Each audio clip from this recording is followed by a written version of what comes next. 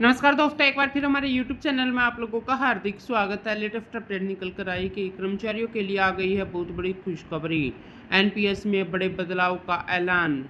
Employer योगदान 14%, कर्मचारी की सैलरी पर पड़ेगा ये असर। तो दोस्तों, हम आपको सब डिटेल में बताएंगे कि बजट 2024 में एनपीएस को लेकर जो बड़ा ऐलान किया गया है उससे कर्मचारियों की सैलरी पर कितना असर पड़ेगा। अगर आप हमारे चैनल पर फर्स्ट टाइम विजिट करें तो चैनल को लाइक कर दीजिए, सब्सक्राइब कर दीजिए, साथ ही साथ बेल आइकन को भी बजा दीजिए ताकि गवर्नमेंट या पेंशन से संबंधित जितने भी न्यूज आती हैं उनकी नोटिफिकेशन आप लोगों के पास तुरंत पहुँच सके। तो करते वीडियो को स्टार्ट बिना किसी देरी के।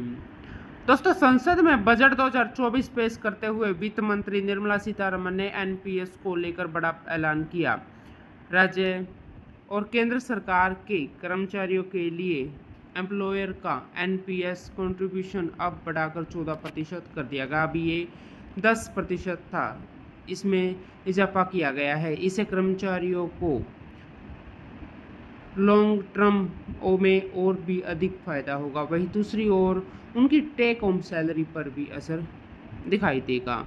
नियोक्ता के योगदान को 10% से बढ़ाकर 14% करने के सरकार का यह फैसला ज़्यादा से ज़्यादा वेतनभोगियों को रिटायरमेंट फंड जमा करने के लिए एनपीएस को अपनाने में प्रेरित करेगा। इसी प्रकार प्राइवेट सेक्टर, पब्लिक सेक्टर के बैंकों और उपक्रमों में नई एक और व्यवस्था का विकल्प चुनने वाले कर्मचारियों की आय से वेतन के 14% तक की कटौती का प्रावधान करने का प्रस्ताव है।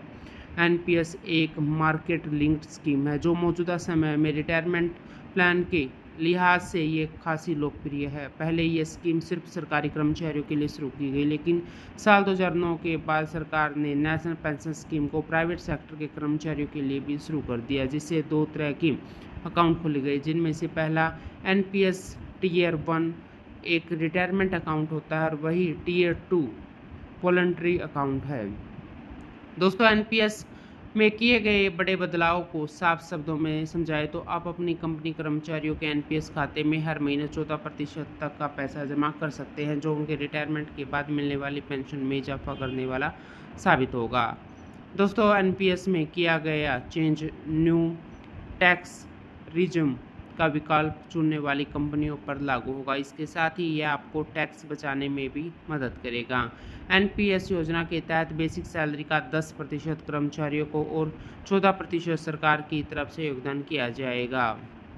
मैच्योरिटी के बाद जमा पूरे फंड का 60% तक पैसा कर्मचारी निकाल सकते हैं, जबकि 14% होने के बाद 40% हिस्सा पेंशन खरीदने पर खर्च किया जाएगा। राष्ट्रीय पेंशन प्रणाली एनपीएस में निवेश आयकर अधिनियम 1961 की 3 अलग अलग धाराओं के तहत टैक्स लाभ मिलता है। सरकार ने लोगों की पेंशन आय मुहैया कराने के लिए एनपीएस की शुरुआत की थी, जिसमें pension fund PFRDA regulatory and development authority संचालित करता है, जिसमें निवेश करने वाले संख्या में लगातार इजाफा होता रहता है।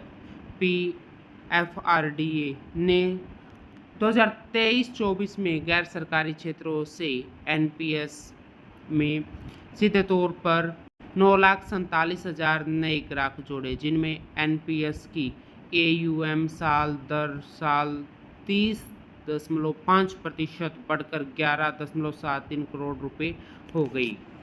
31 मई 2024 तक कुल एनपीएस ग्राहक आधार 18 करोड़ रुपए है। तो दोस्तों, आज के लिए इतना ही। मिलते हैं नेक्स्ट वीडियो में, तब तक के लिए जय हिंद, जय भारत।